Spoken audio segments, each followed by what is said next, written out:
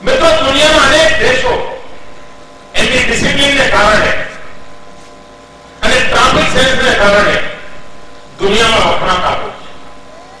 આપણે પણ જ્યારે નાના હતા ત્યારે મુંબઈ વિશે સાંભળતા કે મુંબઈના બધા લોકો બસમાં જવાનું તો બધા લાઈનમાં ઉભા હોય. આવું આપણે સાંભળતા. મિત્રો, દુનિયામાં અનેક દેશોમાં કલ્ચર છે. મારા પોતાના વ્યક્તિગત જીવનના અનુભવ આજે તમને શેર કરવા માંગુ છું. વર્ષો પહેલા હું એકવાર જર્મની ગયો અને સવારે વહેલા ઉઠવાની ટેવ, તો જે મિત્રને ત્યાં રોકાયો તો મેં ચાલો સવારે આપણે બહાર નીકળીએ. તો સૂર્યોદય પણ થયો નહોતો. યુરોપની ઠંડી આપણે માહિતી છીએ, પણ અમે નીકળ્યા અને કોઈ વાહનો નહીં, ટ્રાફિક નહીં, કશું જ નહોતું. અને મેં બે જણા પહેરતા એક જગ્યા રોડ ક્રોસ કરવાનો એટલે ક્રોસ કરી બીજી બાજુ ગયા. આજુબાજુ કોઈ માઇલો સુધી કશું દેખાતું નહોતું, કોઈ વાહન નહોતું. અને મેં આગળ નીકળ્યા.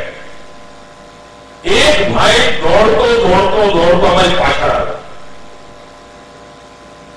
અને 5-10 મિનિટ અમે ચાલ્યા તો ત્યાં તો અમને પકડ્યા. એમણે પૂછ્યું, તમે